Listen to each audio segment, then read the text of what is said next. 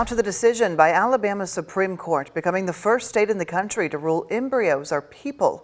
In response, several medical providers are halting IVF treatments. ABC's Ike is in Washington with what this means.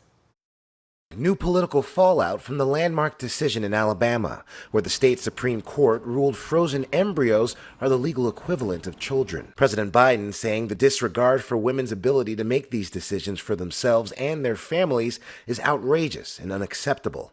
The vice president directly placing blame. When you look at the fact that the previous president of the United States was clear in his intention to hand-pick 3 Supreme Court justices who would overturn the protections of Roe v. Wade, and he did it.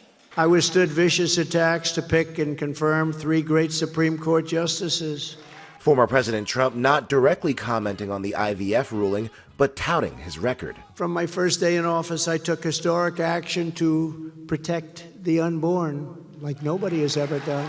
Trump's primary opponent, Nikki Haley, walking a fine line on the issue, saying embryos are babies, later telling CNN it's a doctor-patient decision. We don't want fertility treatments to shut down. We don't want them to stop doing IVF treatments. But the Alabama ruling doing just that, pausing parenthood for patients like Tori Beasley, who hopes to have her second child through IVF. How does someone else get to dictate what I say, what I want for my family? 2 bills are being introduced in the Alabama State House, one that would protect in vitro fertilization until it's implanted in the uterus, there's potential life, and another that would put the court's ruling on hold. Well, we're trying to clearly help folks understand that a fertilized embryo is not a child.